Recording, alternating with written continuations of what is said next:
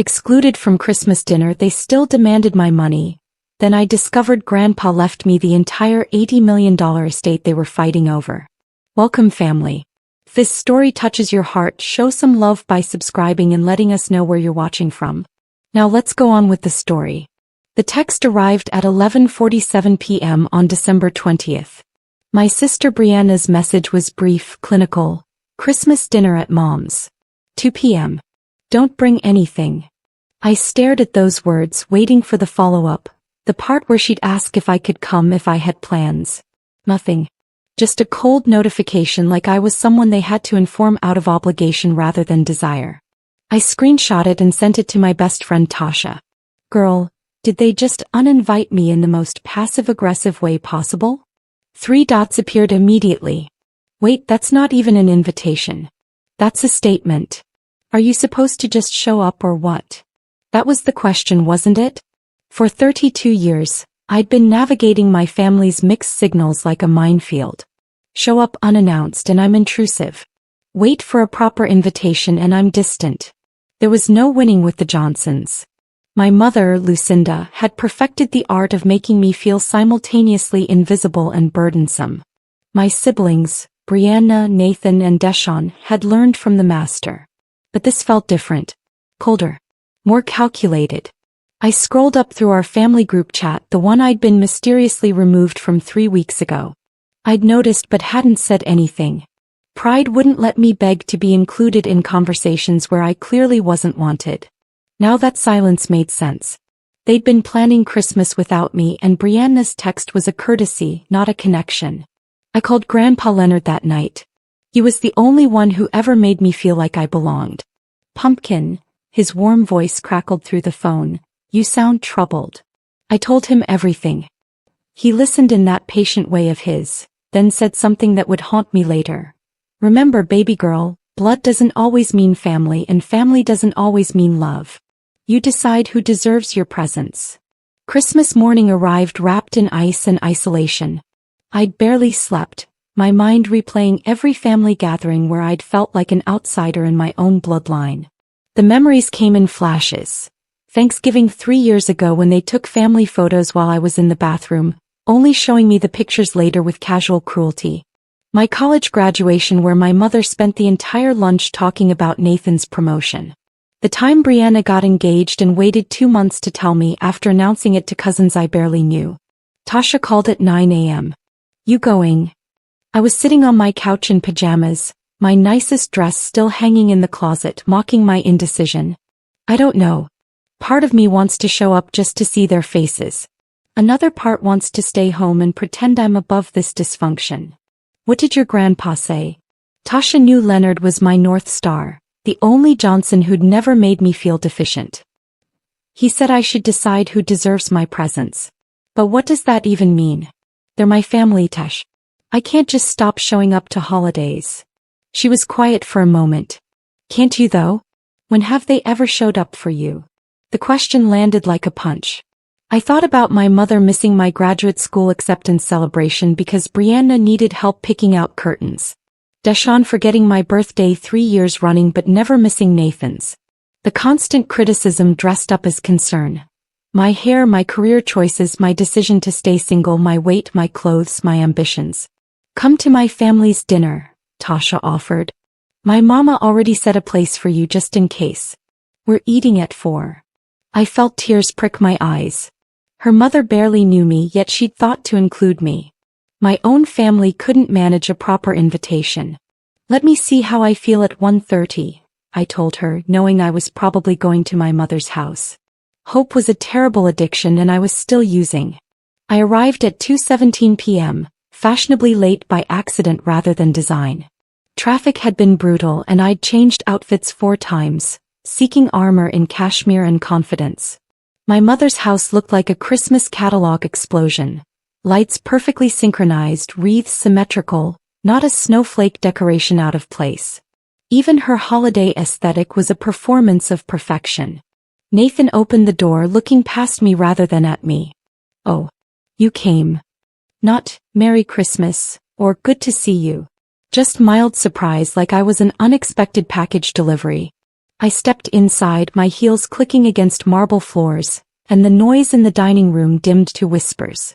7 faces turned toward me with expressions ranging from surprise to irritation. My mother's lips pursed. Brianna exchanged a look with her fiancé, Trevor, that I couldn't quite read. Deshaun didn't even look up from his phone. "Merry Christmas," I said, forcing cheer into my voice, holding up the expensive wine I'd brought despite Brianna's text. My mother's eyes flicked to the bottle, a $70 Bordeaux I'd researched specifically to impress her, then back to my face with unconcealed disappointment. "We already opened wine, Jasmine. You should have called ahead." Called ahead to Christmas dinner. With my own family. The absurdity would have been funny if it didn't hurt so much. I noticed the dining table, then really noticed it. 8 place settings. 8. I counted silently. Mom, Brianna, Trevor, Nathan, his girlfriend Jessica, Deshaun, his wife Aisha, and a setting I didn't recognize. No 9th plate. No space for me. "Oh," my mother said, following my gaze with theatrical surprise. "We didn't think you were coming. Brianna said the text was just to inform you we were having dinner, not that you were invited." The room tilted. My sister had sent me a message about Christmas dinner to specifically tell me I wasn't invited. I looked at Brianna, who had the decency to look away. "That's not," I started. "That's not what the text said." "Well, regardless," my mother continued smoothly, already moving toward the kitchen with the dismissive wave that had punctuated my entire childhood. "We're about to sit down. There's a coffee shop 2 blocks away if you want to wait. We should be done by 5 or so. Then we can have a quick visit before you head home." She wanted me to sit in a coffee shop for 3 hours on Christmas Day while my family ate dinner. Without me. The message was unmistakable. "You're not welcome at the table." Trevor, Brianna's fiancé, shifted uncomfortably. He was new to the family dynamic, only 8 months into this dysfunction. "We can squeeze in another chair, Lucinda. It's Christmas." Bless him. He didn't know yet that logic and kindness didn't penetrate my mother's carefully constructed hierarchies. "The table's already crowded, Trevor," my mother said with finality. "Besides, that 8th seat is for Reverend Matthews. He's joining us for dinner." Reverend Matthews. The pastor of the church my family attended. The one where my mother performed her weekly show of piety and generosity. He was coming to Christmas dinner, taking the seat that should have been mine. I felt something crack inside my chest, not dramatically but quietly, like ice forming over a pond. "I'll just go," I heard myself say. My voice sounded distant, like it was coming from underwater. "Before you do," Nathan said, and there was something in his tone that made my stomach drop, "we need to discuss Grandpa Leonard." I froze. My grandfather. The man I'd spoken to just days ago. What about him? Nathan and Brianna exchanged another look, this one loaded with meaning I couldn't decode. "His medical bills," Nathan said. "They're substantial. We're all chipping in to help cover his care facility costs. We need to know what you can contribute monthly." The room felt suddenly airless. They were asking me for money while literally excluding me from Christmas dinner.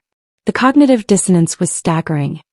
"His Medicare doesn't cover everything," Brianna added, pulling out her phone with spreadsheet efficiency. She'd always been the organized one, the responsible daughter, the one my mother praised constantly. "The facility he's in costs $12,000 a month. We've divided it based on income brackets. Your portion would be $1,800 monthly." She said it like she was reading a grocery list, casual and matter-of-fact. $1,800 a month. From the daughter who wasn't welcome at Christmas dinner. "Wait," I said, my brain struggling to process this ambush. "Grandpa Leonard told me his finances were handled. He said his retirement and investments covered everything." Deshaun scoffed, finally looking up from his phone. "Of course he'd tell you that. He never wants to burden anyone, especially not his precious Jasmine." The sarcasm in his voice was toxic. "The reality is different. We've been paying for months while you've been living your comfortable single life downtown with no responsibilities." That stung because it was designed to. I lived in a modest 1-bedroom apartment I could barely afford on my nonprofit salary. I drove a 10-year-old Honda. I hadn't taken a vacation in 3 years.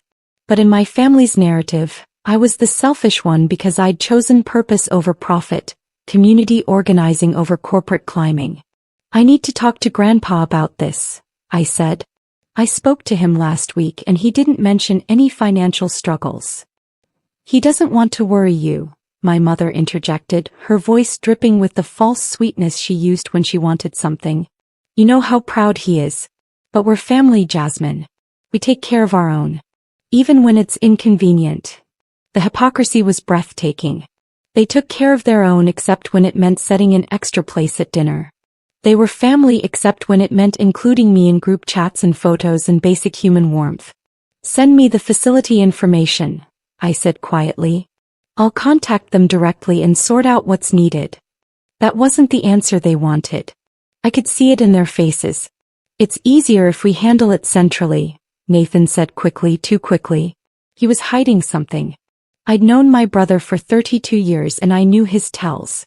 The way he rubbed his jaw when he was lying. The way he avoided eye contact when he was manipulating. We have a family account set up. Everyone contributes to it and we manage the payments. A family account, I repeated. The family I'm not invited to have Christmas dinner with has a family account they expect me to pay into? Reverend Matthews chose that moment to arrive, ringing the doorbell with unfortunate timing. My mother rushed to answer it, greeting him with warmth she'd never shown me, ushering him to the seat that could have been mine. Merry Christmas, everyone. Sister Lucinda, everything smells wonderful. I stood there, invisible again, while my family performed their holiday charade for the Reverend. Trevor was the only one who seemed disturbed by what was happening. This doesn't feel right, he whispered to Brianna, loud enough for me to hear. She shushed him with a sharp look. Not now. I pulled out my phone and texted Grandpa Leonard, having Christmas with the family. They mentioned medical bills and facility costs. Are you okay? Do you need help? I watched the 3 dots disappear again. His response made my blood run cold. I'm fine, Pumpkin. Medicare and my savings have me covered completely. I don't know what they're talking about. Call me later. They were lying. My entire family was lying to extract money from me while excluding me from their lives. I looked up from my phone to find them all seated now, Reverend Matthews blessing the food, my mother's head bowed in performative prayer. The scene was so perfectly staged, so completely hollow. I took a photo, my hands shaking, knowing I'd need evidence later of this moment, this cruelty. They chorused. I walked to the dining room entrance, my presence finally acknowledged by Nathan. Are you still here? I thought you were leaving. I smiled and it felt like glass cutting my face. I'm leaving. But we're going to have a conversation about this family account very soon. After I verify Grandpa's actual situation. I called Grandpa Leonard from my car, sitting in my mother's driveway, watching through windows as my family laughed and ate and celebrated without me. He answered on the first ring. Talk to me, Pumpkin. What's happening? I told him everything.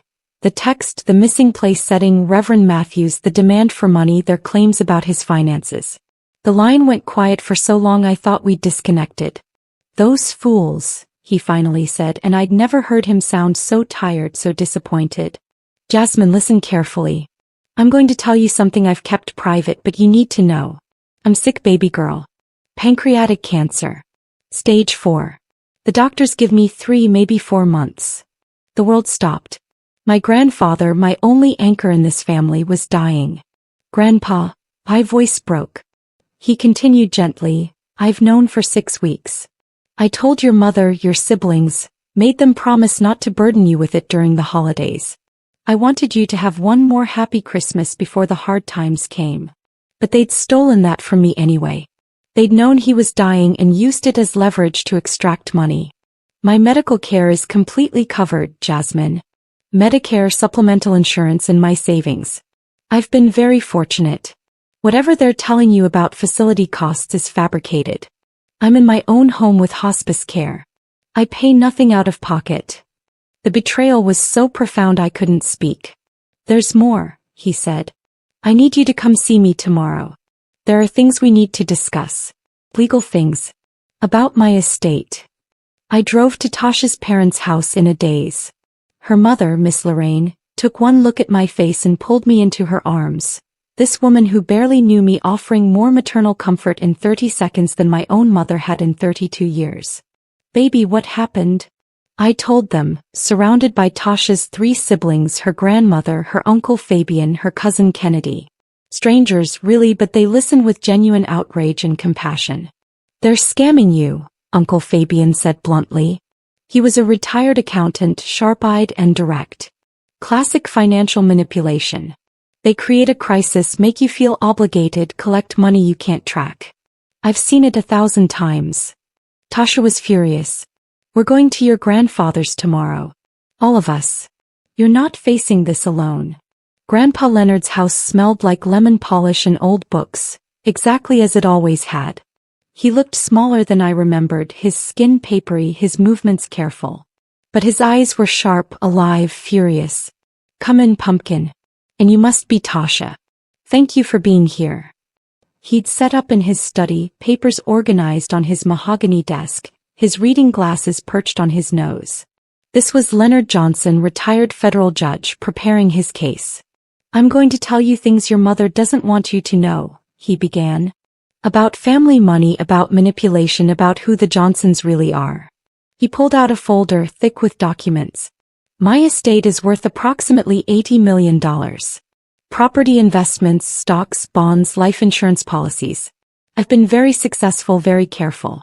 Your grandmother and I built wealth deliberately to provide for our grandchildren's futures. $80 million. I'd never known. He'd lived modestly, driven old cars, shopped at regular stores. Your mother has been asking about inheritance for years, he continued. When I got sick, those questions became demands. She wanted me to divide the estate immediately. 60% to her, 40% split among you kids. She claimed it was for tax purposes. It was really to cut you out while I was too sick to fight. He showed me texts, emails, voicemails. My mother's desperation was stark, ugly. She'd been planning this for months. I told her no. I told her my will was sealed, my decisions final, and she'd find out the terms when I passed. She didn't like that. Tasha leaned forward. The money they're collecting in your name for medical expenses, where's it really going? Grandpa smiled grimly. Excellent question. I did some digging with my attorney's help. They've collected $63,000 so far, mostly from extended family and church members. None of it has gone to medical care. It's sitting in an account Nathan controls. My guess? They're building a war chest for the will contest they're planning. My hands were shaking. How did you find this out? He pulled out bank statements, account information that should have been private. I'm still Leonard fucking Johnson, baby girl. 30 years on the federal bench taught me how to investigate. I had my attorney subpoena Nathan's records under the pretense of estate planning verification. It's all legal, all documented. So what do we do? I asked. Grandpa's smile turned sharp, predatory. This was the judge who'd terrified defendants and crooked lawyers for 3 decades. We let them play their game. I've already rewritten my will. My attorney has the new version, sealed and filed. But your family doesn't know that. Let them collect their money. Let them plan their contest. Let them count chickens that will never hatch. He turned to me, his expression softening. Jasmine, in my new will you inherit everything. The entire estate. Every property, every account, every asset. I couldn't breathe. Grandpa, that's not, I don't need, they're still your family. He held up his hand. Let me finish. You inherit everything with one condition. You must use a portion of it to establish the Leonard Johnson Foundation, a non-profit focused on community development and education. You'll run it. It's your life's work, formalized, funded, protected. The rest is yours to live on, to build your life with, to never again feel dependent on people who treat you like garbage. What about Mom? Nathan? Brianna? Deshawn? The names felt strange in my mouth now, formal, distant. He shrugged. I'm leaving them each $1. Not nothing which could be contested as an oversight. $1. A clear, deliberate statement that I remember them and chose to give them exactly what they're worth to me after how they've treated you. Tasha laughed, a sharp bark of disbelief. Sir, that's savage. I love it. That's justice, Grandpa corrected. Your mother has been emotionally abusing Jasmine since she was old enough to have opinions that differed from Lucinda's golden vision. Your siblings learned that cruelty, perfected it, weaponized it. They made family gatherings a torture for this brilliant, kind woman because she refused to shrink herself to make them comfortable. Because she chose passion over profit, purpose over prestige. They don't deserve my legacy. Jasmine does. He coughed, a wet rattle that reminded us why we were here. I have maybe 10 weeks left. I want to spend them with you, Pumpkin. Really with you. No more family dinners where they make you feel small. Just us. Tell me about your work. Your dreams. Your life. We stayed until midnight, talking, laughing, crying. I told him about the community center I'd been trying to fund, the after-school programs I'd created, the kids I worked with. His eyes lit up. That's the Foundation's first project. Fully funded. You'll never have to beg for grants again. 3 days later my mother called. Jasmine, we need to talk about your contribution to the family account. You haven't responded to Brianna's Venmo request. I was in Grandpa's study, surrounded by estate documents, learning the full scope of what I was inheriting. Solar farms in 3 states. Commercial properties in 5 cities. A stock portfolio that made my head spin. I spoke to Grandpa, I said calmly, about his medical expenses. Or rather his lack thereof. The silence stretched like taffy. What did he tell you? Her voice had changed, harder, sharper. The truth. That he's fully covered. That you're collecting money under false pretenses. That you've raised $63,000 that has nothing to do with his care. I heard her breathing, calculating. He's confused, Jasmine. The cancer has spread to his brain. He doesn't remember things correctly. His brain is fine, Mom. His memory is perfect. His records are comprehensive. Want to try again? She switched tactics, her voice turning sweet, wounded. I can't believe you'd trust him over your own mother. After everything I've done for you, raising you, sacrificing. Stop, I interrupted. We're not doing this. The manipulation, the guilt trips, the revisionist history where you were some devoted mother instead of someone who made me feel inadequate every day of my life. How dare you? Lucinda's mask cracked completely. I gave you everything. Food, shelter, clothing, education. You ungrateful. You gave me the basics legally required of a parent, I said. You never gave me affection, approval, or acceptance. You never defended me when Brianna mocked me. You never stopped Nathan from bullying me. You never noticed when Deshawn excluded me. You created a family where I was the acceptable target, and now you're shocked I'm questioning your motives. She was breathing hard now, fury barely contained. Your grandfather's filling your head with lies. He's trying to turn you against us before he dies because he's bitter and lonely and scared. He's none of those things. He's clear-eyed about who his family really is. And so am I now. I hung up. My hands were shaking, but I felt powerful, clean, free. Tasha, who'd been sitting beside me the entire time, squeezed my hand. That was amazing. How do you feel? Terrified, I admitted. And liberated.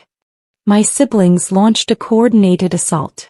Group texts I wasn't part of but heard about through Grandpa's sources. Social media posts about ungrateful family members who turned their backs during crisis. Nathan showed up at my apartment at 10 p.m., pounding on the door. I didn't answer. Brianna sent a 5-page email detailing every gift, every holiday, every family event, itemizing their love like a receipt I could be billed for. You owe us, she wrote. Family means sacrifice. Family means putting others first. You've always been selfish, always been difficult, but this is a new low. Abandoning Grandpa when he needs us most. The projection was stunning. They were the ones fabricating medical crises for profit. They were the ones who'd excluded me from Christmas. But I was the villain in their narrative. My mother went to their church, told Reverend Matthews I was having a mental breakdown, spreading vicious lies about Grandpa to avoid financial responsibility. The Reverend, to his credit, called me directly. Miss Johnson, your mother is very concerned. She says you're making wild accusations about family finances. Reverend, I respect you, but this is between me and my family. What I will say is this. You were at Christmas dinner. You saw there was no place set for me. You saw them exclude me, then ask me for money. Does that seem like loving family behavior? He was quiet. No, it doesn't. I've been troubled about that day. Trust your instincts, I told him. Pray about it. But don't believe everything my mother tells you. She's protecting her interests, not telling the truth. Grandpa declined rapidly those 2 weeks. I moved into his house, sleeping in the guest room, administering medications, reading to him, holding his hand through the hard nights. My family didn't visit. Not once. They called Grandpa's attorney instead, demanding to know the will's contents, threatening legal action, making increasingly desperate attempts to access information they had no right to. They're scared, Grandpa whispered one evening. They can feel the control slipping. Money does that to people. Shows you who they really are. I don't want it, I said suddenly. The money. It feels dirty now, tainted by everything they've done fighting over it. He squeezed my hand with surprising strength. That's exactly why you're the right person to have it. You understand money is just a tool. They see it as identity, as worth, as power. Leonard Johnson died on February 7th at 3:42 a.m. I was holding his hand, singing the old gospel hymns he loved, watching the dawn light creep through his bedroom window. His last words were, "Be brave, pumpkin. Be bold. Be happy." Then he was gone, slipping away gentle as a whisper. I called my family at 6 a.m. My mother answered with suspicion rather than grief. Yes. Just that. Just yes. Like I was a telemarketer. Grandpa passed this morning, I said. Peacefully. He wasn't alone. Where are you? She demanded. At his house. Where I've been for 2 weeks. Taking care of him. Which would have been obvious if any of you had bothered to visit. Silence. Then, we'll be there in an hour to begin arrangements. They showed up like vultures in expensive black, already performing grief for neighbors who might be watching. My mother swept past me without a word, heading straight for Grandpa's study. Where are his papers? His will. We need to contact his attorney immediately. His attorney will contact us, I said. There's a protocol for estate settlement. Nathan pushed past me, started opening desk drawers. We're his family. We have a right to know what he left, how it's divided. Deshawn was on his phone, already calling someone. Brianna stood in the doorway, crying real tears, and I almost felt sorry for her. She'd loved Grandpa too in her way. But love without respect, without presence, without sacrifice was just sentiment. The attorney, James Morrison, arrived at 10 a.m. with 3 associates and a briefcase that looked expensive enough to feed a family for a month. I'm here to read Leonard Johnson's last will and testament, per his instructions. All beneficiaries must be present. He looked around. Is this everyone? My mother nodded eagerly, already calculating divisions. Yes. His 4 grandchildren and myself, his daughter. His only child. Morrison opened his briefcase with deliberate slowness. The tension was suffocating. Let's begin. The will reading took 7 minutes to destroy my family. Morrison read in the dry, clinical tone of someone who'd done this 1,000 times. The preliminary statements, the declarations of sound mind, the revocation of all previous wills. Then, to my daughter Lucinda and Johnson, I leave the sum of $1, given with full knowledge and sound mind. My mother gasped. What? That's impossible. He promised. Please let me finish, Morrison said calmly. To my grandson Nathan Leonard Johnson, I leave the sum of $1. To my granddaughter Brianna Nicole Johnson, I leave the sum of $1. To my grandson Deshawn Michael Johnson, I leave the sum of $1. The entirety of my remaining estate, valued at approximately $80 million, including all properties, accounts, investments and assets, I leave to my granddaughter Jasmine Marie Johnson, with the stipulation that she establish and direct the Leonard Johnson Foundation for Community Development. The screaming started immediately. My mother lunged at me. Morrison's associates stepped between us. Nathan was shouting about undue influence, dementia, legal action. Brianna was crying hysterically. Deshaun just stared at me with pure hatred. This is fraud, my mother shrieked. She manipulated him. She poisoned his mind against us. I'll contest this. I'll fight this until there's nothing left. You can try, Morrison said. But I should inform you that Mr. Johnson anticipated contest attempts. He had full psychiatric evaluations conducted.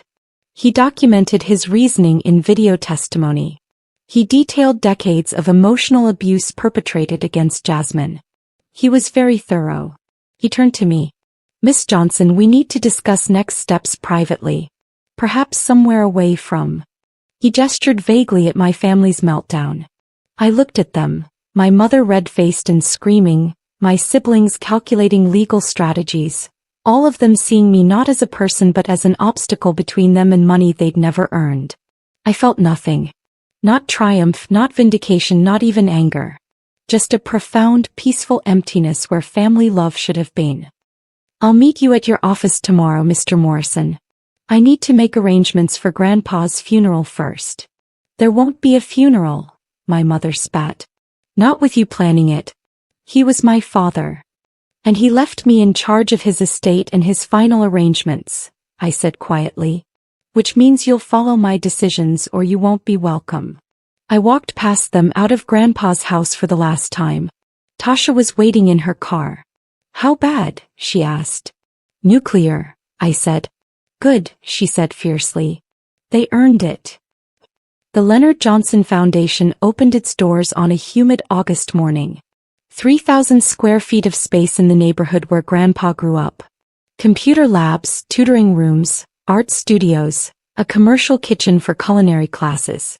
Everything I dreamed of, funded by the grandfather who'd loved me when my family couldn't. 80 kids enrolled in our summer programs. Parents cried thanking me for giving their children hope. I hired Tasha as operations director. She was brilliant at it. My family sued. Of course they did. The case was dismissed within weeks. Grandpa's documentation was airtight, his mental capacity unquestionable, his reasoning sound and witnessed. They appealed. Lost again. The final judgment came with a warning from the judge. Further frivolous litigation will result in sanctions. They finally stopped. Not because they accepted the will but because lawyers cost money they didn't have. My mother sent one last text. I hope you're happy destroying this family for money. I blocked her number. I wasn't destroying anything. I was building. The foundation. My life. My peace. I drove past my mother's house sometimes, the one she was losing because her lifestyle had been funded by credit and expectations of inheritance. Part of me wanted to feel guilty. Mostly I felt free. I met someone. A teacher who volunteers at the foundation. Her name is Simone. She has kind eyes and laughs at my jokes and doesn't understand families who weaponize love. My parents are annoying, she said once, but they'd never exclude me from Christmas. I kissed her then, grateful for people raised with warmth instead of warfare. I visited Grandpa's grave every Sunday. Told him about the foundation, the kids, the programs expanding to 3 more locations. You were right, I whispered to the headstone. Blood doesn't always mean family. But you were my family. The only one who mattered. The inheritance was never about money. It was about a grandfather's final gift. Permission to walk away from people who hurt me, resources to build the life I deserved, and proof that at least one person believed I was worthy of love without conditions. I never spoke to my mother again. Or my siblings. They became strangers I used to know, people I hoped found peace but couldn't help anymore. I learned that forgiveness doesn't mean reconciliation. That boundaries aren't cruel. That choosing yourself isn't selfish when others have chosen themselves over you your entire life. The foundation thrived. I thrived. And every day I worked, every kid I helped, every program I funded, I felt Grandpa's presence. His pride. His love. The only inheritance that ever mattered. If this story resonated with you, please like and subscribe. Share your own family stories in the comments. You're not alone in navigating toxic relationships. And remember, you deserve to be at the table, not waiting in the coffee shop.